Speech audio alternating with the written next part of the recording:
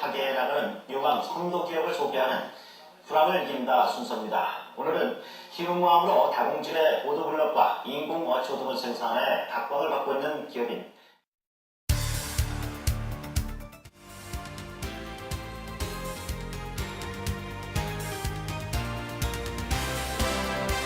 제주산업정보대학과 앞에 개발한 보도블럭과 인공 어초 등이 국내 시장에서 인기몰이를 하고 있습니다. 제품의 우수성을 인정받았기 때문입니다.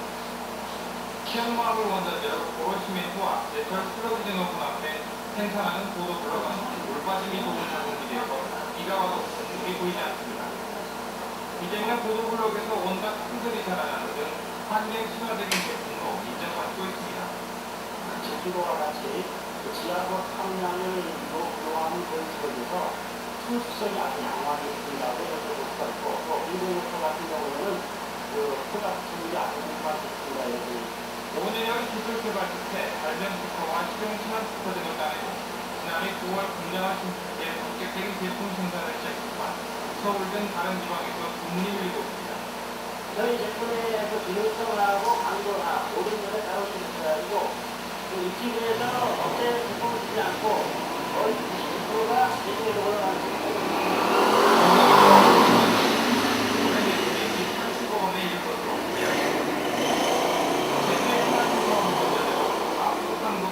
블럭 제품보다 1.5배 이상 높은 제품을 생산할 수 있는 기술을 개발해 섬지역의 불리함을 이겨내고 있습니다. KBS 뉴스 김예프입니다. 앞으로 신도시와 재개발 사업은 의무적으로 생태 면적을 확보해야만 사업을 진행할 수 있게 됩니다. 환경부는 2007년 업무계획 발표를 통해 이 같은 방안을 추진하겠다고 밝혔습니다. 이혁준 기자입니다. 생태 면적률 시범사업 지역인 송파 신도시. 전체 규모 205만 평 가운데 30에서 50%는 생태 녹지로 조성됩니다. 이에 따라 아파트 옥상과 단장에 녹지를 만들고 공원과 같은 생태 공간도 미리 확보해야 합니다. 정부는 이 같은 내용의 신도시 개발 생태 면적 의무 적용안을 2009년까지 법제화한다고 밝혔습니다. 신도시를 조성할 때에는 녹지 등 생태 면적을 일정 비율 확보하도록 의무화하는 생태 면적률 제도를 마련하여 2009년까지 법제화할 예정입니다. 현재 국민의 90% 이상이 거주하는 국내 도시의 시민 1인당 녹지 면적은 4.9제곱미터에 불과합니다. 정부는 워싱턴의 50제곱미터는 물론 런던의 9제곱미터에도 훨씬 못 미쳐 상대적으로 쾌적한 생활공간의 질이 떨어진다고 판단하고 있습니다. 이와 함께 도심 재개발 사업에도 생태면적 의무 확보를 적용할 방침입니다. 환경부는 200만 제곱미터 이상 택지 개발 사업의 경우 보존할 생태 공간에 대한 계획을 미리 제출하도록 하는 방안을 추진하고 있습니다. MBN 뉴스 이혁준입니다. 앞으로 신도시가 지어질 때 그리고 대규모 택지 개발을 할 때 생태 면적률 제도가 도입됩니다. 이 생태 면적률 이 제도가 뭔지 박수택 환경 전문 기자가 자세하게 전해드립니다. 도시에서 여름은 달아올라 더욱 뜨겁고 빗물은 흘러넘쳐 홍수를 이룹니다. 자연의 흐리기 콘크리트, 아스팔트로 덮인 탓입니다. 식물이나 아니면 다른 생명체들이 살아가는 터전이 되기 때문에 토양을 포장하는 것은 어떻게 생각하면 생태계를 숨막히게 하는 그런 결과를 가져올 수 있습니다. 서울 명동 유네스코 회관이 3년 전 옥상에 풀과 나무를 심었습니다. 고층 콘크리트 건물이 빽빽하게 들어찬 도심에서 이렇게 되도록 자연을 가깝게 하려고 애쓴 옥상 정원은 삭막한 도시에서 생태계 징검다리 노릇을 합니다. 직박꿀이라는 새가 있는데요. 저희 조명하신 나무가 있는데 그 열매를 먹기 위해서 날아오기도 하고요. 그다음에 여름에 잠자려고 나비가 참 많아요. 앞으로 옥상이나 벽면을 푸르게 가꾸고 도로나 주차장을 포장할 때도 빗물이 스며들도록 하면 그만큼 생태 면적률을 높였다고 인정받게 됩니다. 환경부와 건설교통부가 함께 적용 지침을 마련했습니다.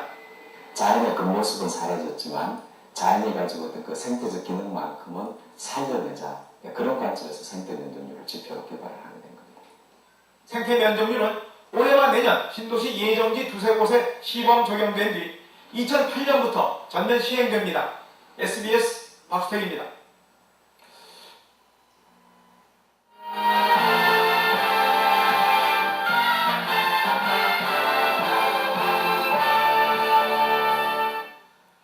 앞으로 서울에서 건물을 지을 때는 건축 바닥 면적의 20-30% 정도는 녹지로 만들어야 건축 허가를 받을 수 있습니다. 김주영 기자입니다.